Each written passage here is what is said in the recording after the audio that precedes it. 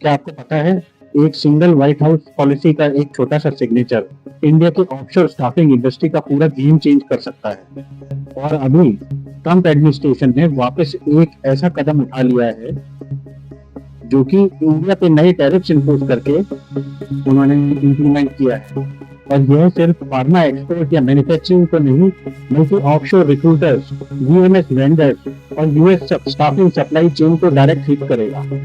आइए जानते हैं इस वीडियो में ऐसा कैसे होगा। अगर आप यूएस क्लाइंट के लिए ऑफशोर रिक्रूटिंग करते हो तो यह वीडियो आपके लिए एक वेकअप कॉल है। मैं हूं मयंक, एक account manager US staffing firm Noida में। अगर आप चैनल पे नए हैं तो मेरे चैनल को सब्सक्राइब कर लें।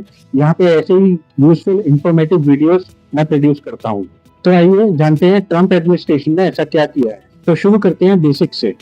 जुलाई के लास्ट वीक में ट्रम्प एडमिनिस्ट्रेशन ने अनाउंस किया कि कुछ स्पेसिफिक कैटेगरीज के goods, pharma intermediate products, chemicals, medical devices और आईटी सर्विसेज कॉन्ट्रैक्ट्स पे वे नए टैरिफ इम्प्लीमेंट करेंगे। सबसे पहले इनिशियल थॉट था 2 से 5% का, अब ये जंप करके 10 से 15% तक गया है।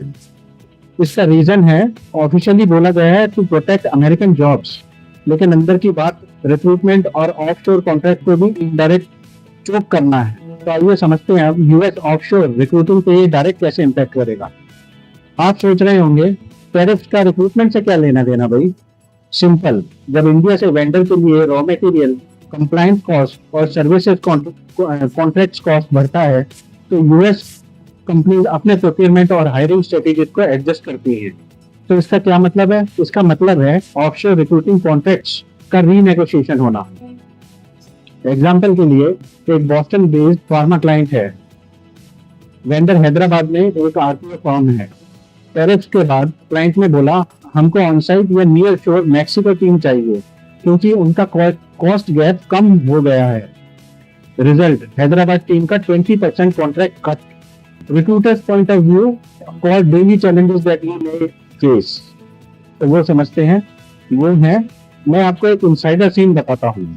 जब टैरिफ्स लगते हैं तो यूएस क्लाइंट के प्रोक्योरमेंट टीम अपने वीएमएस को बोलती है रिविजिट ऑल ऑफशोर कॉन्ट्रैक्ट्स, और आप रिक्रूटर के रूप में देखो सडनली वीएमएस में आपके ओपन रिक्वेजिशन फ्रीज हो जाते हैं, या फिर कैंडिडेट इंटरव्यूज के बाद में फीडबैक ही नहीं आते।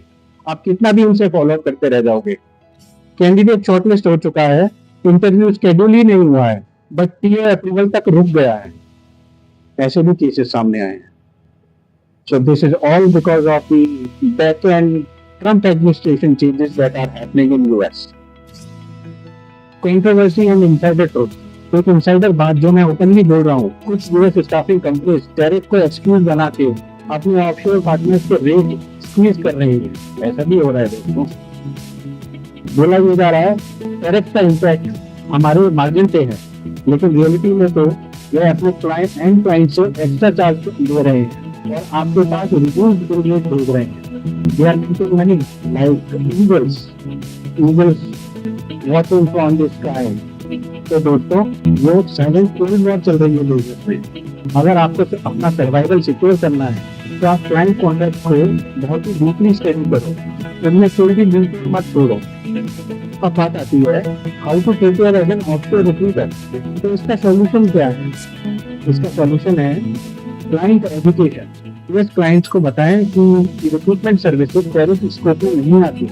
Service category clarification, diversification.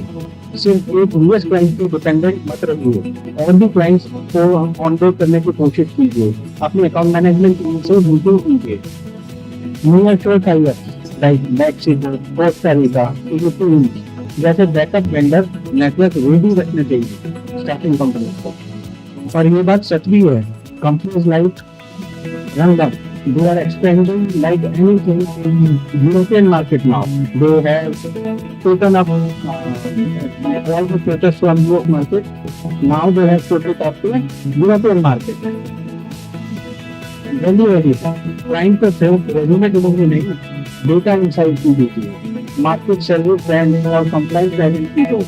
दोस्तों, मेरी कुछ इंडस्ट्री लीडर से बात हुई है जो कि टॉप लेवल मैनेजमेंट में, जो पूरे इंडिया ऑपरेशंस और यूएस ऑपरेशंस को मैनेज कर रहे हैं। उनका प्रेडिक्शन है अगर ट्रम्प वापस इलेक्ट होते हैं, टैरिफ तो सिर्फ स्टार्ट है, नेक्स्ट ईयर में आईटी स्टाफिंग कॉन्ट्रैक्ट्स और रेगुलेटरी कंप्लायंस फीस भी बढ़ सकती है। पर इसका मतलब है ऑफ शोर स्टाफिंग के लिए एंट्री बैरियर बहुत ही हाई हो जाएगा। सिर्फ स्ट्रॉन्ग रिलेशनशिप वाले प्लेयर्स ही सर्वाइव कर पाएंगे। इस सिनेरियो को एक रिक्रूटर केस स्टडी से समझते हैं। मैं आपको एक रियल लाइफ केस स्टडी से समझाता हूँ। तो इन्होंने एक आरपीओ फॉर्म है जिसने अपने क्लाइंट को प्रपोजल दिया कि भाई हम आपका सेल कॉस्ट मेंटेन करेंगे, हम अपने प्रोसेस में चेंजेस करेंगे और वो चेंजेस होंगे इम्प्लीमेंटेशन, ऑटोमेशन टूल इम्प्लीमेंट करेंगे। क्लाइंट बहुत ही ज्यादा इंप्रेस हो गया और उनका कॉन्ट्रैक्ट रिन्यू हो गया। तो इससे लेसन क्या मिलता है दोस्तों? Adapt quickly, act like a partner not a vendor. उनकी प्रॉब्लम का सोल्यूशन देना होगा, उनके साथ सिंपैथेटिक एम्पैथेटिक एटीट्यूड रखना होगा। तो दोस्तों, अगर आपको लगता है कि ये टैरिफ आपके कॉन्ट्रैक्ट्स को अफेक्ट करेंगे तो कमेंट में बताइए। हम वो तो आने वाला वक्त ही बताएगा कि ट्रम्प के इन टैरिफ की स्टार्टिंग तक भी उसको क्या कीमत चुकानी पड़ेगी। तो आपको अगर ये वीडियो पसंद आया तो एक थम्स अप, एक लाइक दे दीजिए और मेरे चैनल को सब्सक्राइब कर लीजिए, क्योंकि मैं हर हफ्ते ऐसे ही यूजफुल इंफॉर्मेटिव वीडियोस लाता रहता हूँ। अंटिल देन दोस्तों, जय हिंद।